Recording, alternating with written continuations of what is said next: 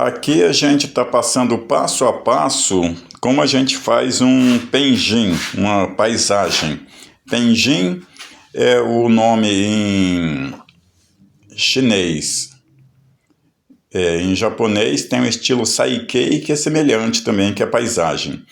Aqui eu peguei o vaso, são pedras naturais, a gente está moldando, chumbando essas pedras, fixando elas com gesso que seca mais rápido. Mas pode fazer com argamassa de rejunte, com cimento, com massa plástica.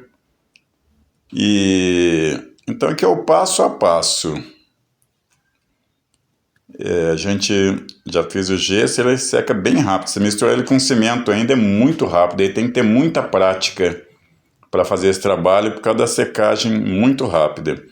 E esse penjin, só firmando, é obra da minha esposa Isabel. Ela fez o planejamento, já montou as pedras assim antes da gente fixar, colocou as plantas, as carmonas, para ver como queria ficar o trabalho. E aí eu estou fazendo a montagem, mas é projeto da minha esposa, que ela faz seus bonsais, tem sua criatividade também, a Isabel. Uma hora eu vou convencer ela para ela mesma aparecer num vídeo fazendo um de seus trabalhos. Aqui eu já chumbei uma pedra maior. Sempre é bom ter um diferencial. Não todas as pedras serem do mesmo tamanho. O mais natural possível, porque pedras com cortes assim retos, com quinas, que não demonstra naturalidade, não é bom. Então tem que ser bem natural. Aqui uma outra pedra menor e tem uma pedra deitada também aqui no vaso, que a gente está testando qual que vai ficar melhor. E logo a gente chega num consenso, o lado dela, a posição. E agora a gente vai chumbar ela com gesso também. Aqui, apesar do gesso secar na hora, eu deixei de um dia para o outro ainda, para depois a gente montar a paisagem. Então eu fiz num dia e no outro dia a gente montou a paisagem. E para montar essa paisagem, é bom observar também que as mudas já devem ter educação das raízes, para não precisar podar na hora. Um potinho pequeno, para a gente já tirar e já fazer tudo de uma vez, sem complicação, sem precisar amarrar a muda. Que aí o torrão dela já está com as raízes já bem cheias, então é bem mais prático para montar esse trabalho.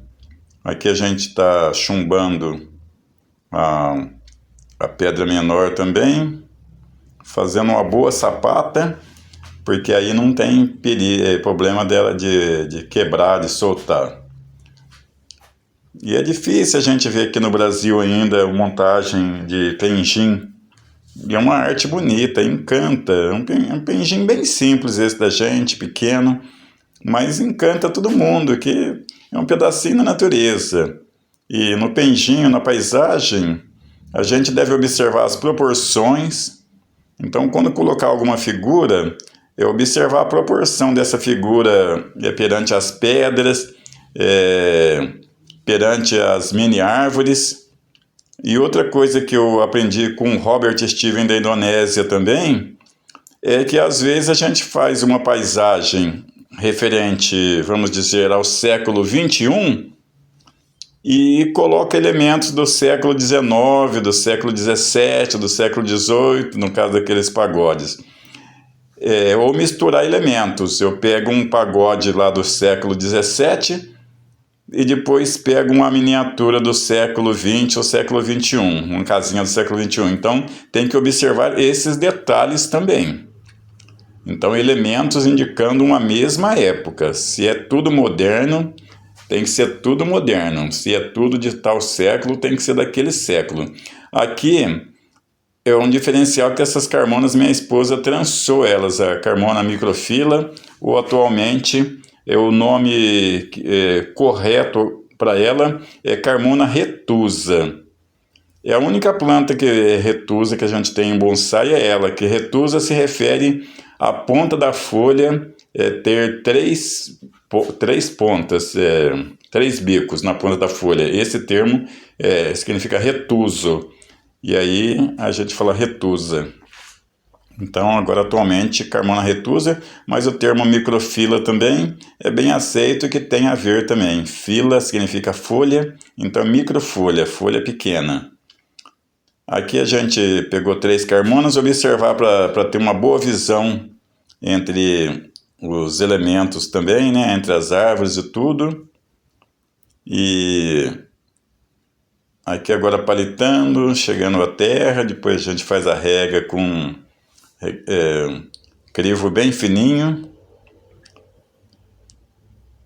E no caso eu já tenho outros vídeos que eu tenho a minha tampinha furada e encho a garrafa de água, fica bem mais prático.